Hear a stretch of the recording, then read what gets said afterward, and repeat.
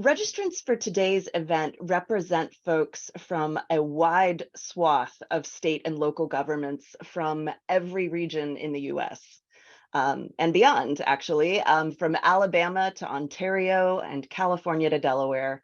We are grateful that you are all here to learn with us today. Working in the municipal government space is often an underappreciated civil service.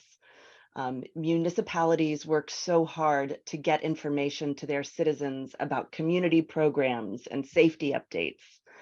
Local residents may not always see all the work going on behind the curtain, but it is considerable and it is usually time sensitive.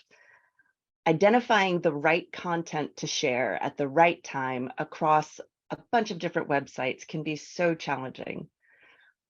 NCDS is eager to learn more about where the needs exist for folks like you and how we may be able to play a role in data literacy and digital inclusion. So today, Kirsty Kenneth will be sharing the biggest lessons that data has taught interpersonal frequency about the impact of quality content on government websites, where folks often fall short developing content and other pieces that are often overlooked. So in terms of housekeeping, I do have just a couple of items before we actually roll into the webinar. At about 12:45, we'll be sharing our Q&A platform, which is called Easy Retro, along with instructions in the Zoom chat, so you can ask questions. Participants should be only able to ask questions of the host and co-host at this point, but Zoom has been surprising me lately. If we do not get to your questions, we will do our best to address it in our wrap-up materials that will be sent out after the webinar. And another reminder, we kindly ask that you complete our evaluation that we'll share in a link at the end of the event. And we'll also invite you to register for our upcoming Data Matters short course series coming up this March 13th through 16th, which is specifically designed for those of you interested in leveling up your skills in things like R and Python and data visualization. So stay tuned for more information on that. And with that, I think we are ready to get started. So it is my pleasure to let Kirsty Kenneth take the stage. Kirsty? Thank you, Amanda. What a perfect introduction. I am so excited to be here today talking about this. This is my bread and butter. This is the meat of what I'm sort of wrestling with every day. So it's one of those things where the real challenge is how do I squeeze all this into a 45-minute webinar. I'm going to give you some high points. I'm sure there will be questions, things that I don't get into in full depth, but I hope that this can sort of be the start of a conversation. And if there are things that we want to pick up on, you are the perfect audience for. All right, I noticed I was briefly muted there, but hopefully I'm okay now. We can hear you. Let me know if you can't hear me. Okay. So I want to start with a disclaimer. I know hopefully this was clear from the summary of what we were going to talk about today and who I am, but I am not a data scientist. I do love data. I like to talk about myself as a sort of longtime researcher and research enthusiast. If I could find a topic to write about in college, that meant I got to go to the overflow stacks and grab a book that no one had seen for 50 years or go out and complete a bunch of ethnographic interviews. That was what I wanted to be working on. That's what I wanted to be writing about. And that's really been a trend through my career. So I've worked in journalism, I've worked in informal education in a museum environment, in training, and now bringing all that together in the world of UX, which is user experience, typically online and digital user experience. But what I love about UX is that it truly is this interdisciplinary approach to creating meaningful experiences. And that sort of brings me to what I want to just share, my real passions and why I'm so excited to be here today. First of all, I want to evolve digital government. I think the platforms that we interact with and have to interact with should be the best. And right now, so often that's not the case, doesn't really make a lot of sense. So let's sort of dig into that and how we maybe improve that situation.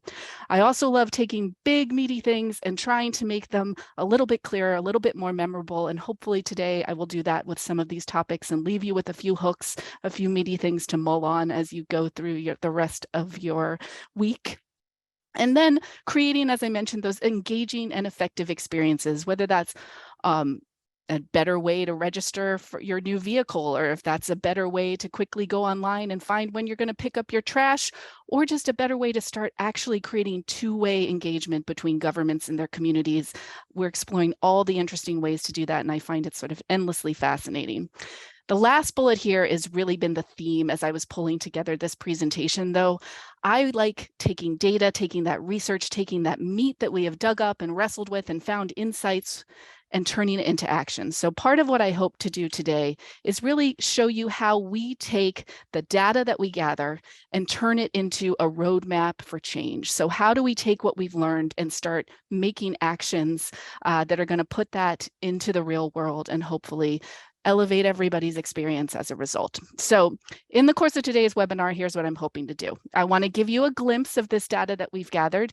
If you happen to join for last month's webinar with or maybe 2 months ago, but with our CEO and lead data scientist, Harish Rao, he went over a lot of our benchmarks and a lot of this data that we have from our Voice of Citizen analytics tool. I'll talk a little bit more about that in a minute. I'm just going to cherry pick a couple highlights from that are going to set the stage for what we talk about today.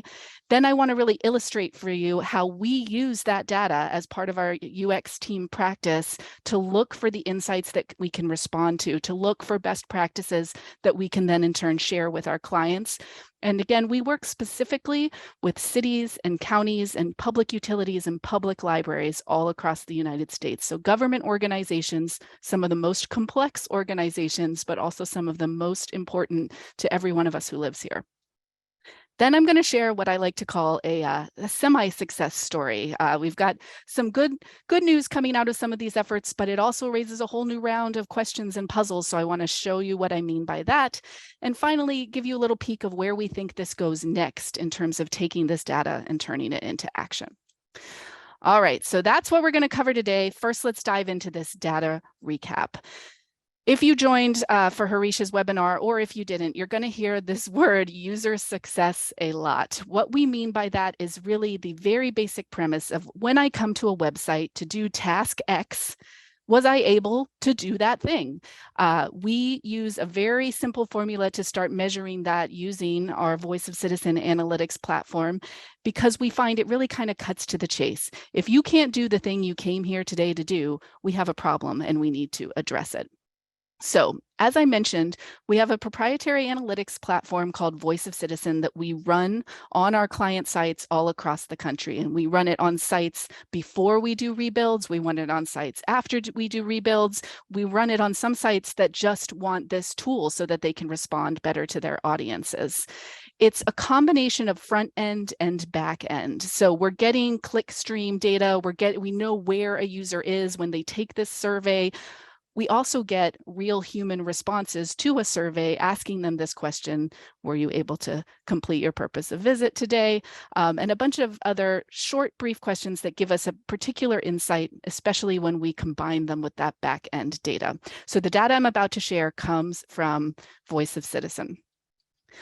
Now, Harish shared this graph when he presented to you guys last year, but as I mentioned, user success is the core metric that we're looking for. So we also look at other things. We look for the pathways that people are using. We look for how satisfied they overall were with their experience, other things like that. But if we had to pick one metric that we believe matters most, it is this user success. And what you see here are 3 lines for what we call transactional, informational, and hybrid user success tasks. So by informational, which is your blue line, the sort of most successful, these are users who came to do tasks that we consider primarily, I need some information, did I find it or not? Transactional means I actually came to the site to do something. So I need to register my car, or I need to apply for a permit. And then hybrid tends to be a combo. These are users who are coming to do something, but may need information and instruction along the way. And it's probably not surprising when you look at how these three different types of tasks and the user success stack up. Overall, we can see that informational is a little bit easier, right? I'm probably not going to have to interact with additional platforms or do extra stuff. So it's perhaps not surprising that those success rates are a little higher. Hybrid kind of strikes a balance in the middle. A couple other key things that I want you to take away from this graph, which I know has a lot of points and a lot of things to consider. First of all, we've got a bit of an M shape emerging here, and this goes through the middle of last year, but obviously 2021 Q1, another round of COVID and Omicron and all of these things that came about. These graphs very much tend to be responsive to the world we live in and to the situations that the users visiting these municipal sites are facing. So in a lot of cases, we see user success also as an indicator of just how things are going in that community. But whenever we see a downward trend, we find that's a little concerning. And part of what we are struggling with, I think, most likely here is when COVID hit and services had to move online, a lot of things moved fast and well. Some of the things that are still struggling are in this municipal government sphere. So we definitely want to make sure that as expectations rise for what a digital experience should be, municipalities should not be left behind. And that's something that we're going to sort of return to throughout my content today. So overall, if you could take one thing away from this graph, it wouldn't even be the distinction between the different types of tasks. It wouldn't be the M, it would be this. The average municipal website grade is an F. We are failing to help people get their purpose of visit done. We are failing to help them get their tasks done when they come to these sites. And when you think about that, it's pretty shocking. It's sort of almost a 50-50 split of people who are able to accomplish their purpose of visit. For us, there are some glimmers of clues that I want to start talking about that are going to lead us toward this direction of content. But things get a little bit better if we're talking about people who come to these sites all the time. So our average is a 59, but if you look, it's actually even worse for people who are coming to the site for the very first time, and significantly better for folks who use the site all the time. So that's suggesting there are learnable things here. There are ways that you can master these sites, but it is not easy at first glance. Our goal is to raise that first-time user success rate, because that is our indicator that something is relatively intuitive and effective, and that is going to be our best way to reach communities that may not even be engaging with these resources right now because they don't have the ability to get their task done easily and effectively. So I'm going to talk more at the end. These are big, meaty things, but if we said, okay, 55% first-time user success rate, unacceptable. How are we going to start addressing this? One of the things that we are quickly drawn to is content. And I want to explain how we know that content matters. We could chalk it up and say, oh, it's just a bunch of old sites and they're too slow. We could chalk it up and say like, oh, you know, that payment portal has some outdated information and you need to enter a bunch of things. So it's probably just the process is holding people up. We also want to talk about the actual content on your site, not just the technical functionality, not just those external platforms and things like that, because we have some strong clues that that is going to be one of the most effective ways to move the needle on user success. So let me share what I mean by that. First of all, we just have a lot of anecdotal evidence that content in the municipal world can be a huge headache. We have clients saying these types of things. So we have them saying, you know, oh, we just have way too much content. It's all terrible. We don't have professional writers. We don't have content strategists. It's always just going to be bad. We have people who say we have great writers, but they're too busy to work on the website. So we just don't have the right people in the right places. Website content not going to be a priority. And then we have folks who say things like, you know what, this content is boring. People are never going to engage with us. No one wants to read this stuff anyway. So we put up what we have to, and it's up to people to kind of fend for themselves.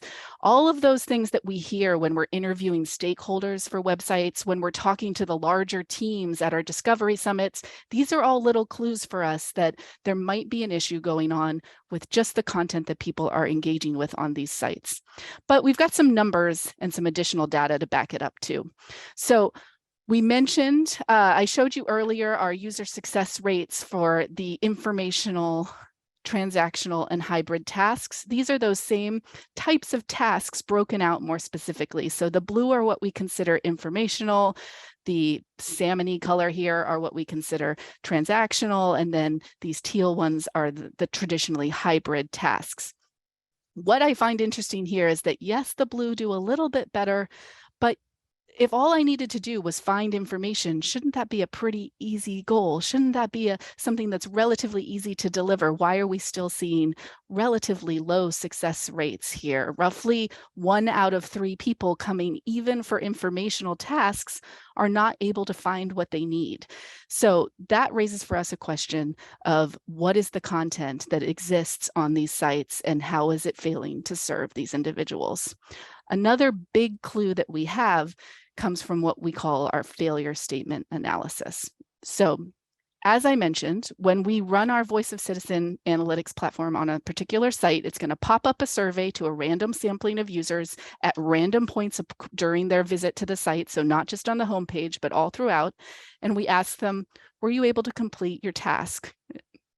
If they answer no, the question flow takes them to an opportunity to tell us why.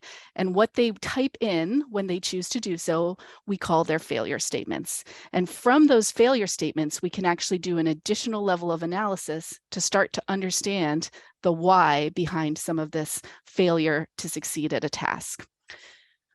What you see in this chart, and I know the text is a little small, but I have these words, some words copied out on the next slide as well. What you see here, though, is the words that show up are failure terms that show up with it in at least 100 instances when we take a random sampling of failure statements from across our clients all across the country. Now, one thing I omitted from the chart so as not to completely skew my vertical axis is statements that include can't find. So the fact that we have over 2,600 statements in this sampling, almost 5 times the number of anything else that simply say they can't find what they need, that is one alarm bell that needs to ring. That's about information architecture, but information architecture and content wind up going hand in hand. So put a little pin in that one as well. What I've done here is that the columns that you see in dark blue are the ones that immediately ring a content bell for us. So for example, if in their failure statement, they're mentioning information or no information, we know, there might be an issue with content. Similarly, something like if a link is broken, that's essentially a content issue that we need to make sure we're maintaining on those individual pages. So when we drill deeper into what we can find about why users are failing on these sites to complete the tasks they came to do, there are more indicators that we've got to think about the content they're encountering with. So in particular, these are the terms that we find kind of inspiring on a content front in a way that if they're talking about information, being unable to do something, the link is not working for them, if something is confusing, if it's not friendly, some of this is purely tone and things that we want to make sure that the content that we create has to be collaborative in terms of the site's overall experience to support that user success. So that's just a little window into how we start to know that we need to think about content. But where does that leave us? We know content matters. We know it's not working. We know a lot of failure statements contain complaints about things that are potentially content related. How do we address this? How do we help our clients who, again, as you know, are stretched thin, overworked in many cases? They don't have a huge content strategy team. They don't necessarily have a huge web experience team. How do we help them create content that can address these common reasons for failure? The way we have come to approach that is through something we call a content forward approach, and in particular, something called our quality content mindset. The content forward approach really means that when we are building a website, we have to think past the visual design, even the interaction design, even the technical functionality. We have to think how the content is going to live within this ecosystem right from the beginning to make sure that we're creating a place where content can live to its fullest potential. It also means that when we're doing a big project like a rebuild with a client, we have an approach that sort of pulls that content to the front of the process so we can make sure we're accounting for it and working with it in a way that isn't going to just leave to being totally overwhelmed and unable to tackle the challenge. What I want to talk about in depth today is what we also call our quality content mindset, which we look at as a way to a piece of this content forward approach that helps us say, you know what? Municipal content is different, and if we don't address it in a very specific way, it's not going to serve our users. We have many clients who say, how could they be failing? All that information is there. Can't they find what they need? And that is where hopefully our quality content mindset can help them shift the way they're thinking about this a little bit to boost user success. So I'm going to tell you more about it now. I also like to think of it as kind of the secret sauce for municipal content. This is not trying to sell something. This is not a news website or a blog. This municipal websites are doing very specific things for a large audience with many diverse needs. And so how are we going to make sure that we're delivering that? We ask people all across the country in our discovery summits to share with us, descriptors of what they think good municipal website content should be. And they say things like objective and clear and easy to read, and they can go on for days. They fill our Zoom chats with all of these terms. And what we say is that all of those descriptors of what we have to achieve when we're thinking about the specific context of municipal content can really be summed up in 3 big buckets. Quality municipal content has to be useful, accessible, and alive. So other content might be trying to do other things, but if you are here on a government website trying to serve the public, this is a way to set your mind to make sure you are serving those needs. And the reason I like to call it a mindset is that sort of ounce of prevention's worth a pound of cure approach. If we write a 5-page description of a new permit process and then I have to adapt it to make it useful and accessible to folks and make sure I've linked it up for the web, that's going to be more time consuming. Part of what we're trying to do is introduce a way of thinking about content that always keeps that context in mind. I'm writing for a municipal website, so I need to always think useful, accessible, and alive. And let me tell you more about what each of those really means. So content that is useful, this is where we get to those descriptors like being accurate, being current, being clear. These websites are tools. This is sometimes something that comes into tension for our clients because they also want to attract new residents or, bring tourists to the picture who are going to want to explore all the beautiful things. And hey, we have a big new initiative we're really proud of and we want to announce, and we want to make sure we can do those things. So we're balancing different needs on these sites, but in the end of the day, if people need to pay a bill here or they need to register a vehicle or do other things that are literally essential to their day-to-day lives, we have to make sure that the content is supporting those functions in a very utilitarian way, essentially. So I love beautiful long sentences and big 25-cent words and all that good stuff. The municipal website content world is not really the place for a lot of that style of writing unless you're in a very specific context. So we teach our clients to start thinking about habits like asking themselves, what is this page for? Why is a user coming to this page? If this isn't the page for them, how have I provided some what I call maps and landmarks within the content to get them somewhere else? Oh, this is the register a vehicle page. You want to actually register to vote. Let's pop you over here. Or this is one kind of permit and I need another kind of permit. We want to make sure that we're taking advantage of what people are expecting and sort of guessing what they might get wrong so we can help keep them moving through the site to the task that they need. It also means most of the time you want to keep it short. We have some clients where we come in and do an analysis of the content on their pages, and they will have pages with 2,500 words of content written at a 27th grade level. Yes, 27th grade, not a 27-year-old.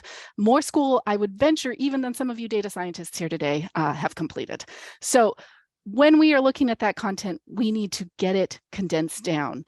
That being said, we also have clients for whom content has not been a priority, and they'll have many pages that have 3 sentences on them, or just say, for more information on this, download this PDF. That is also not going to create a great experience for the user. So there is a little bit of balance there, but keeping that utility at the center. What did people come here to do? How are we helping them do it? The next piece of the puzzle is being accessible. And by that, I do mean technically accessible in terms of meeting all your legal requirements and making sure that you are serving all the members of our community who may have differing abilities. But I also mean, just in the biggest, broadest sense, creating a website that is for everyone. So can people quickly and easily find content because it's organized, it's simplified, and it's inclusive? And the number one tip that we share with our clients to achieve accessibility, whether you are talking about the technical WCAG 2.1, AA, AAA standards, or whether you are talking about do people feel welcome when they get to our website, is to make it personal. So government has a bit of a reputation being potentially bureaucratic, sort of removed from people, not always wanting to be helpful. If we can picture the actual people we are serving, it all becomes much easier to understand the importance of making sure that my content is easy to read, that my page is quick to skim, that someone with a tremor is still able to tap those clearly marked links throughout the page to continue navigating throughout the site. So accessibility is really about personalizing your content. So it's useful, it's accessible, and finally, it's alive. This is the great challenge that all content strategists in the digital world face, maybe even more so those in the government sphere. Things are always changing. And if your website does not reflect the status of things in your community, it's going to not gain the same amount of trust and engagement from the community members that it really needs. So when we talk about content being alive in this digital municipal content status sort of context, what we mean is that it's current. We have to make sure we're reflecting the latest and greatest. It's connected. In other words, I'm able to move within this site, but also it's going to pop me out to different resources on the web if that's needed. And finally, it's responsive. And by responsive, I mean both in a technical sense. We have to keep in mind that more than half of users at this point are on a mobile device. So this content needs to look just as good on a small smartphone screen, potentially at low bandwidth, as it does on a big, beautiful desktop screen. But I also mean just the very literal sense of responsive. As a government website, whether you're a library or a public utility, if there's something going on in the community, acknowledging that and creating content that pulls people in by recognizing their real needs, that is a huge tool for building that engagement and hopefully boosting that user success. So to be alive, we have bullets and what I like to think of as sort of a ascending order of difficulty here. So first of all, keep it simple. As much as possible, you want to know the content you have and when it needs to be touched. So I encourage people to think about different types of content, each having different content life cycles. Don't get overwhelmed by feeling you need to touch 1,000 pages every year, but do know the 10 pages that you have to touch every month. I also know that links and creating links is easier said than done because those links can break and then you have new problems and other accessibility issues that come up.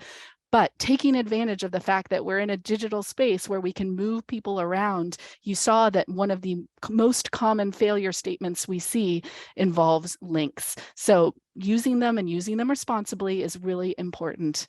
And last but not least, even though we should all be great at it, having survived a pandemic, at least thus far, you have to embrace change. You have to expect that this website is not going to look the same in 6 months as it does now. There's going to be some new law that changes a process. There's going to be a new portal, or your contract with the old portal expires. They're just all different reasons that you have to expect things will change. And so coming at it with that mindset of being able to work through those challenges and continue evolving the site. What does it look like when we put this all in action? So what does it look like if we say, I want you to be useful and accessible and alive when you create content X? Well, I want to share with you what I'm thinking of as a semi-success story from some of our recent work with a large county, Johnson County, Kansas. And if you joined for Harish's webinar, he shared a little peek of this during his content as well. But what I want to do is kind of dig a little deeper into a very specific area that we worked with them on. So this was Johnson County, Kansas's website before we started working with them. Not terrible. I mean, they had a really savvy group of web editors internally at the county who took their job very seriously, and they were all over COVID and had tons of content developed, things that, you know, some other clients we worked with definitely struggled with, but it was dated and the homepage could be really overwhelming to users first arriving. This is what it looks like after, and again, Harish shared this as well, but you can see we really cleaned things up, a lot more room to breathe for the users and to make some decisions between different tasks. We created this drop-down how do I menu that lets you use very plain language naming to find what you need. So one thing at a time, you think, am I here to pay, to register, to find? Then it'll limit your options. So I'm here to register my vehicle, and then you get a button to go there. We also sometimes a very simple content meets design fix does the trick, where we created a clear pay online button at that top right-hand corner that increased the number of online payments they were receiving for county bills 8 times, because it previously was a little bit buried how you actually got to that portal. So specifically when we worked with them, one of the challenges that came up very early on in the process was that this is a county that handles vehicle registration. It was a clear pain point, to the extent I wish I had used the way I checked the Wayback Machine. I wish I had saved a copy of the previous version of their vehicle registration page. I was trying to edit the content of that page as an example to show them. And I remember getting so daunted, I had to ask my husband to read it because I thought I might be interpreting the directions wrong. And, you know, it was very, very overwhelming because it's a complex task. So we wanted to specifically target that for increased success. And we really had a 2-part solution we needed to roll out. So first of all, we just needed better access to that vehicle registration. So what I highlighted here on the page are some of the ways that you could quickly get to that information now, whether you wanted to use a service directory and type registration, whether you wanted to use that how do I menu. And we also created a guide system for some of these big meaty topics that the county was continually trying to provide better information around. So better access, but once I click something, once I go somewhere, that has to meet better content. Otherwise, we're not going to see the numbers improve. We see this again and again with clients who say, well, I just need some quick links on my homepage, and then everybody will get everything done. If the page you land at after you click a quick link is confusing or incomplete or outdated, your user success will not improve. So especially if we make something prominent, we want to make sure that we improve that experience. So in terms of that better content, things that we targeted were condensing and simplifying the instructions, lowering the overall reading level of those instructions, which had a lot of lengthy sentences with many commas that were really spiking that reading level up, and creating these overview guides. So as I mentioned, this county knew we have a big information office. We want to make sure that we're presenting this stuff as clearly as possible. So one of the guides they created was around vehicle ownership. So it became another way to present information about registration, but also the related topics that people sometimes confused with vehicle registration. So when we did this approach and we created better access, we created better content, we did see good results. And so let me clarify what you're seeing on the screen here and tell you a little bit about it. When we present our Voice of Citizen analysis, we do something that we call the journey of citizen, which helps us understand how a task is changing over time and how it compares to the overall site average for success and site average for satisfaction. So on this particular graph, the blue circle is where we were for vehicle registration and overall registration. So that also included permits in this case. It was a larger category, but you can see initially it's down around 35% success and about 5.8 satisfaction. Not great, especially because you can see the overall site averages, which are the gray lines on the chart, were considerably higher. After these changes, after launch, we were able to pull that success and satisfaction up. You can see satisfaction is actually above the average now. Success is still lagging, but it's come up by more than 10 percentage points. So this feels good. This feels like a moment to celebrate at some level, but it also feels like a puzzle to me. I want to know more. Why are those rates still so low?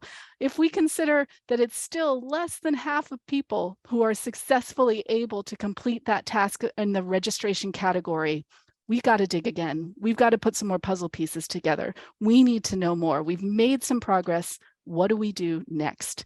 To address that, I want to just show you, this is the individual page with information on renewing your vehicle registration. You could go to JOCO's website and find this yourself if you want to read it in detail. I actually like the way you see it here, kind of small. You can't quite read the text, but you get a sense right away. This is still a long page. There's still a lot going on here. And I still have some questions about whether just content alone could help us raise that success rate further. So by that, I mean, I have questions like, are accordions really effective ways to communicate with our users? You can see here all of these gray boxes are what we call accordions. So when I tap on them, they're going to open, and then I'm going to see some additional information. Now, on the one hand, it cleans your page up, makes it look a little, neater and a little tidier than it otherwise might look. On the other hand, on a mobile device, sometimes it can cause some excessive scrolling. It can cause the page to jump around. If they're not used carefully, maybe those aren't actually great ways to present information. I don't know. We need to do more research to know. Is that blue highlight box in the middle of the page distracting? It gives you the important justification for why the county handles vehicle registration. Maybe it's important to know, but it's very bold and maybe where the eye is going and causing people to miss other content on the page that could be important. Maybe we just need a big old renew online as a button near the top of this page, and that would help people move quickly to where they need to be, and that would help raise those success rates even further. We also haven't explored how translation options are working on all of these things. We have some tools we really like for translation, including Weglot, that will translate all the navigation on the page pretty effectively. It's a combination of machine translation, but also evolving with human input. But maybe there are some issues there. So it's another area that we'd want to keep exploring to try to further solve this puzzle of why success and satisfaction for vehicle registration are lagging. The other piece of the puzzle that we have to think about is that this is a great example of something that's also hemmed in by external factors. So I could have the perfect content and the perfect user flow. This is still where someone is going to wind up going for the actual task of registering their vehicle in the state of Kansas. This is a system called ICANN. And to give you an idea of how this might be still a little frustrating for users, these little icons down here sure do look like they should be clickable. On this actual site, nothing is clickable but the blue continue to pay it login button. So there are definitely some times where we have to work really hard to prepare users for the experience they're going to have on a platform we have no control over. How can we do a better job of that? This is also a situation where there can be real life wrinkles that wind up being reflected in those user success rates. So if I want to sign up for a spot in line on the DMV on their website, I can do that. But what if I don't like the spot I got in line? What if the wait is too long? I might say I failed or didn't succeed at my task due to a reason that we really can't control on the website. Similarly, if someone gets it onto the website, looks up the due date for their registration and realizes that they already missed it or something like that. This is happening in a complex world where there's a lot going on. But the point I want to make is there's still so much more to explore and look into. And that's really where we want to focus our efforts next. So Voice of Citizen has given us wonderful benchmark data to start understanding if different sites are performing as expected, better than expected, not as well as expected. Starting from that data, we're starting to assemble a need to dig deeper into this idea of which content improvements actually matter. What can I do that's going to move the needle, that's really going to make things easier for people? And we have some data to start exploring this, but we want more. And so part of what we're looking at is how we can assemble a research plan that's going to help us find even more ways beyond that quality content mindset to share specific best practices with our clients that really will impact their communities. So things that we need to look at, of course, are first of all, targeting common problem spots. I showed you in that graph that showed different purposes of visit and their success rate. Some of those transactional tasks like needing to register or needing to apply for a permit, they tend to be lagging. And that could be in part because of the platforms, but maybe we can also find some ways to support that with better content. We also need to help our clients make this a priority, because in many senses, it's never going to be a priority, especially if they can say, well, the information's all there, it's just a little tricky to read, or the information's all there, I don't know why people aren't succeeding. We want to help lend our expertise so that we can focus, use our ability to prioritize very specific tasks and very specific improvements to see if that starts moving the needle. From there, Voice of Citizen gives us a huge leg up at being able to measure how things change over time. Do the changes we make have real impact? And how can we marry that with some additional research methods to really verify what we're seeing? So things like usability testing that would let us make sure that we're understanding how users are actually interacting with those workflows in the real world, and even some A/B testing to start saying, hey, let me try accordions and no accordions, and let me see if there's a difference in the way that users interact with that stuff. Those are the opportunities that I'm really excited about right now, because we know content matters. We've laid a foundation to try to help our clients adopt a mindset that's going to attack some of those problem areas, but there's so much more still that I'm hungry to do. So that's going to bring us to my closing thoughts before we get into the Q&A. When I was preparing for this webinar and I was thinking about who the audience would be and what I wanted to bring to it, I was like, why am I so excited about this? What is it about this that feels so right? And I realized that a huge part of it is that we are struggling with a very interdisciplinary dilemma here. We're not kidding ourselves. We know that when we say we want to raise user success, that is a huge challenge. It's not easy. And a part of that is because it touches so many different things, right? From content, as I've discussed at length today, but also information architecture, your digital accessibility, your visual design, the user interfaces, your platform stability and security, all the way through technical debt, things that you can't necessarily control in terms of what your county or your city has invested in. There are a lot of reasons that people may be succeeding or failing on your website. And if it's going to involve all these different factors, a solution has to be interdisciplinary as well. And that's where I get really excited about the marriage of data science and UX, because to me, what that really means is we're going to take the best of both worlds. We're going to be able to do this measurement and combine it with the actual human perspective, with the ability to put agile real-world solutions into play and then remeasure.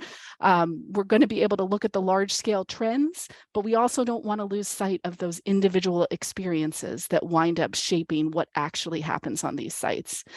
And as I've said throughout, I'm all about turning that data into action, especially if it means I get to remeasure and get more data so I can come back and do even better the next time. So my hope is that as we bring together data science and user experience, really what we're doing is creating an environment where that big data can become a big impact and hopefully create a better experience on all of these sites that all of us have to interact with, whether we like it or not. All right, that's my 45, and we can move to Q&A. Awesome. That was, you did such a great job, Kirsty. Thank you so much. And my pleasure. We're remarkably exactly on time. I'm extremely impressed. I have a reputation at IF to uphold. So with Eric and Forrest here, I have to make sure I hit my mark. Wow. Good job. We're going to be dropping a link to this board in just a moment.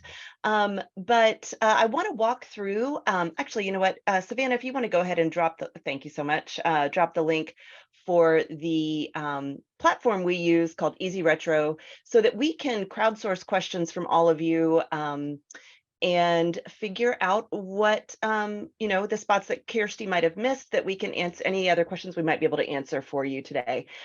So in order to add ideas, you click on the plus sign in the relevant column, and you just type your idea or question. And then when you are finished, hit the blue box. It has a little thin white check mark, or the save button within the same field. And then your idea or question will appear on the screen for everyone to view. And that's how we'll move through the questions. You can, of course, also upvote someone else's idea using the thumbs up icon, and you can comment on their idea using the quote bubble icon. So while people are warming up to this, Kirsty, do you want to get started and maybe speak to aligning content across diverse departments and stakeholders?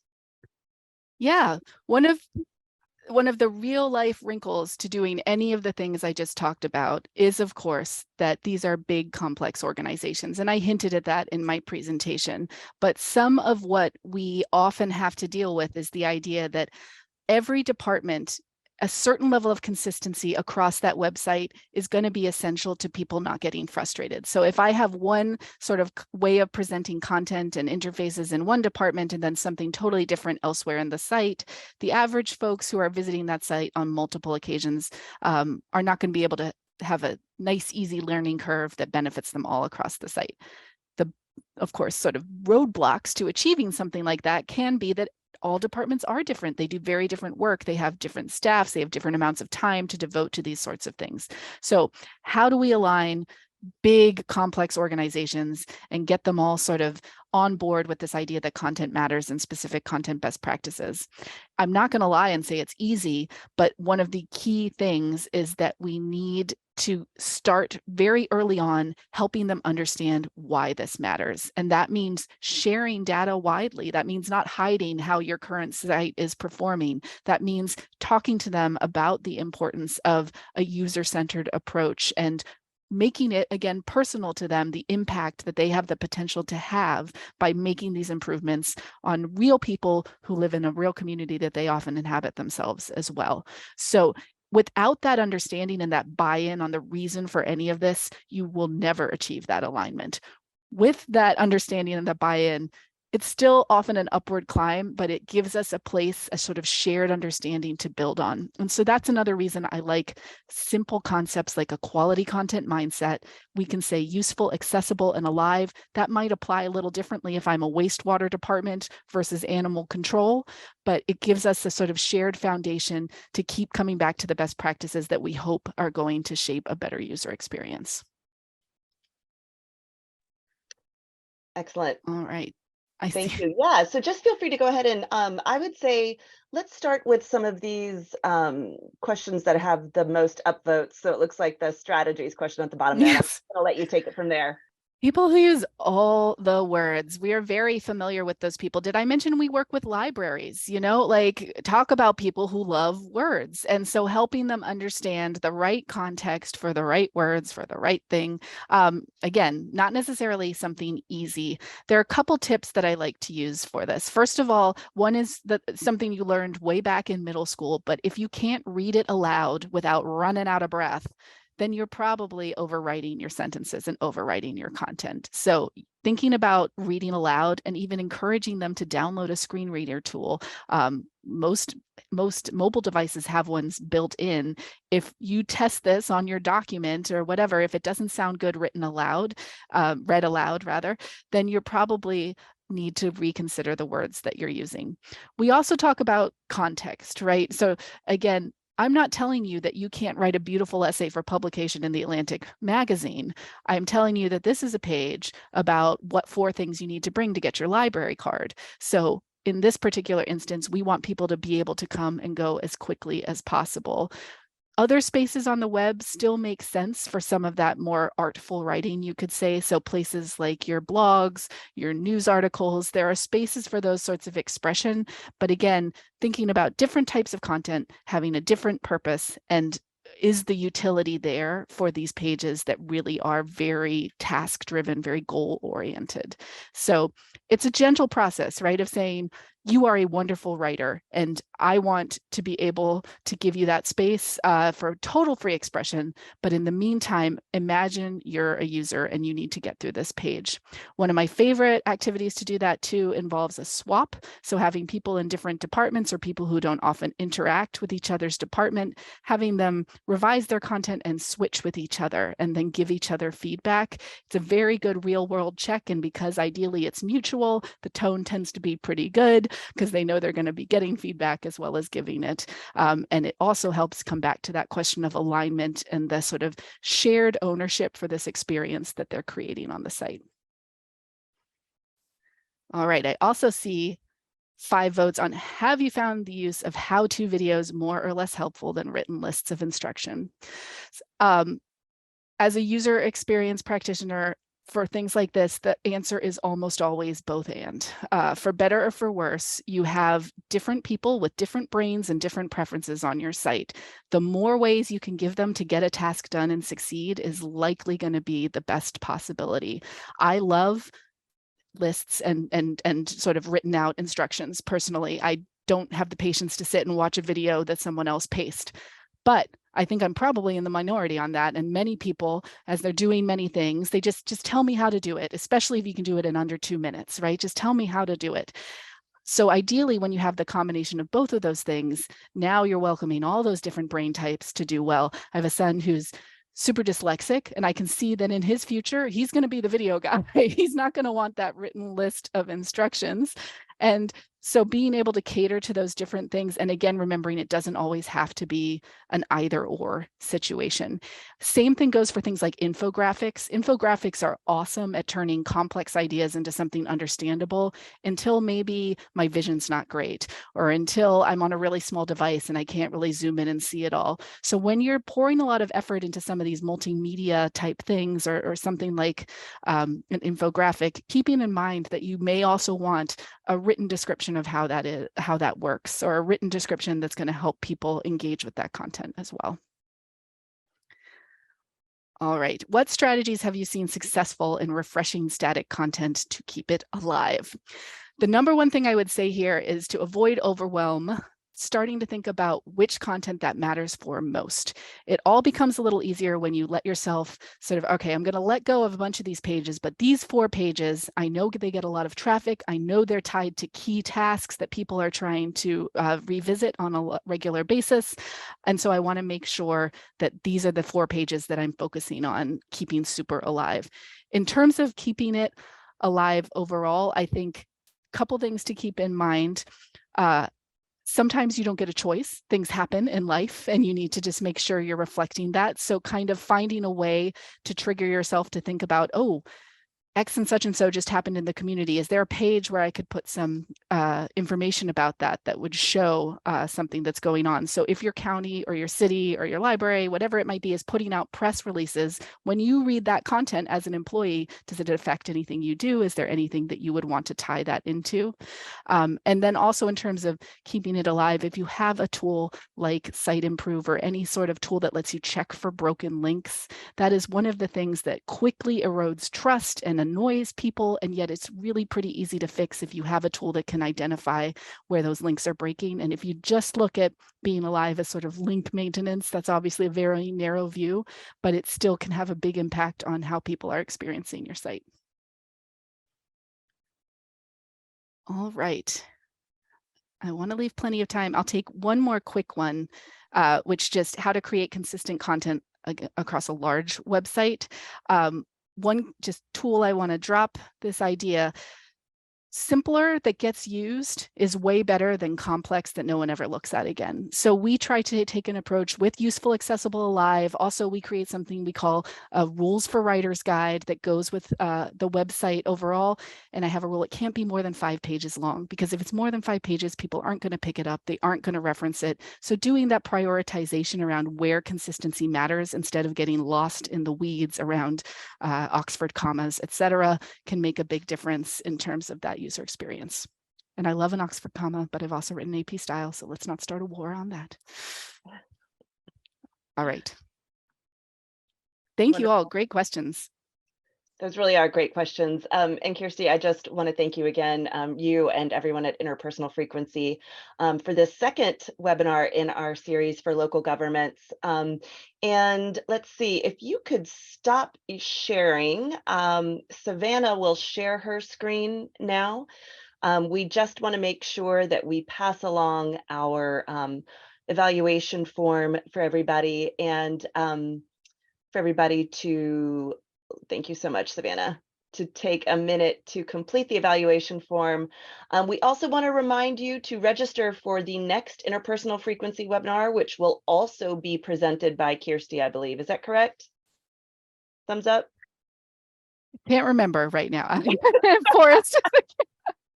But yes, I think I might be Yes. part of a team on that is what I think. I think I get to bring a buddy if I remember correctly. Ooh, Yep, very you'll be exciting. joined by the user experience team. But with that, we are going to roll off, folks. And we look forward to seeing all of you again in just a few weeks on February 8th. Spread the word. We love having you here, and we would love to have more of you here. All right. Thanks so much, everyone.